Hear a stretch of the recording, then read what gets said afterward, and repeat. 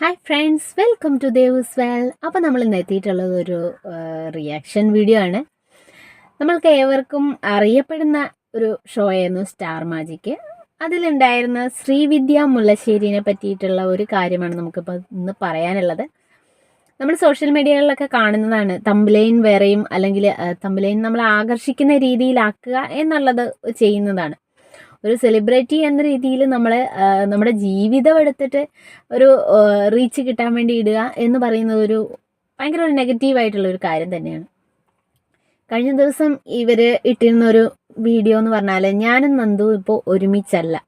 അവരുടെ ജീവിതം പറയുന്നത് പോലെ നമുക്ക് ഫീൽ ചെയ്യും. കുറച്ച് നാളെ കല്യാണം കഴിഞ്ഞിട്ട് കുറച്ച് കാലങ്ങളെ ആയിട്ടുള്ളൂ. അപ്പോഴത്തേനും ഇങ്ങനെ ഒരു ന്യൂസ് എഴുതിയിടുമ്പോൾ എന്തായാലും ആൾക്കാർ കാണും എന്നുള്ളത്. അപ്പോൾ ഇതാണ് വീഡിയോ. അതിനുശേഷം അവരത് വെളുപ്പിക്കാനൊക്കെ നോക്കിയിട്ടുണ്ട്. പലരും ഇതിനെ റിയാക്ട് ചെയ്തിരുന്നു.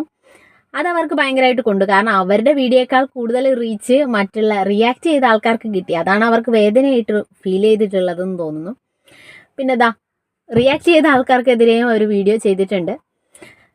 മറ്റുള്ളവരെ വിറ്റ് ജീവിക്കുന്ന പാരസൈറ്റുകളോട് ഞങ്ങൾക്ക് പറയാൻ ഉള്ളത് എന്ന് പറഞ്ഞിട്ടൊരു വീഡിയോ എന്തായാലും റീച്ച് ആയിട്ടുണ്ട്. ഇവരാ ഒരു വീഡിയോ ആദ്യമേ ഇട്ട വീഡിയോ, ഞാനും നന്ദുവും ഒരുമിച്ചല്ല എന്ന് പറഞ്ഞ് വിട്ട വീഡിയോയിൽ ആദ്യം കുറച്ച് സാഡായിട്ടുള്ള ബാക്ക്ഗ്രൗണ്ട് മ്യൂസിക്കൊക്കെ ഇട്ട് കുറച്ച് ഇങ്ങനെ പൊലിപ്പിച്ച് പറയുകയൊക്കെ ചെയ്തിട്ടുണ്ടായിരുന്നു. എന്നാൽ അതിന് ശേഷം കുറച്ച് കഴിയുമ്പോഴത്തേനാണ് നമുക്ക് മനസ്സിലാവുക കുറച്ച് പ്രൊമോഷൻ വീഡിയോ ആയിട്ടാണ് അത് വരുന്നത്.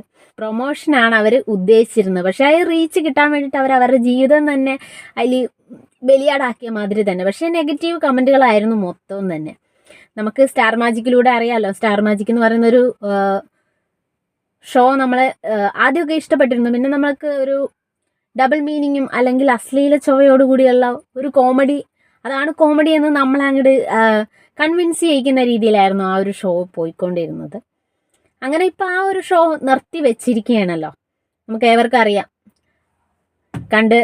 അതിലൂടെ പലരെയും നമ്മൾ ഇഷ്ടമുണ്ടായിരുന്ന പലരെയും നമുക്ക് ഇഷ്ടം കുറഞ്ഞു പോയതായിട്ട് എനിക്ക് പേഴ്സണലി അങ്ങനെയാണ്. കുറച്ചൊക്കെ ഇഷ്ടക്കുറവ് വന്നിട്ടുണ്ട് പലരോടും. നമുക്ക് ഒരിക്കലും കോമഡി എന്ന് പറയുന്നത് നമ്മൾ പണ്ടും കോമഡികൾ കണ്ടിട്ടുണ്ട്.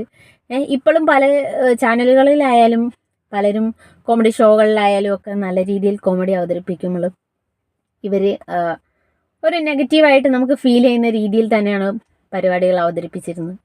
അങ്ങനെ നമുക്ക് കുറച്ച് ഇഷ്ടക്കുറവുണ്ടായിരുന്നുകൊണ്ടാണോ എന്നറിയില്ല, ഇങ്ങനൊരു കാര്യം ചെയ്യുമ്പോൾ എല്ലാവരും റിയാക്ട് ചെയ്തിട്ടുണ്ട് നല്ല രീതിയിൽ.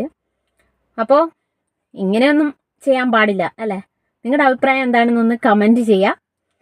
വീഡിയോ ഇഷ്ടപ്പെട്ടെങ്കിൽ ലൈക്ക് ചെയ്യുക, ഷെയർ ചെയ്യുക, കമൻറ്റ് ചെയ്യുക. പുതിയൊരു വീഡിയോ ആയിട്ട് നമ്മൾ വീണ്ടും വരുന്നതായിരിക്കും. Okay, by.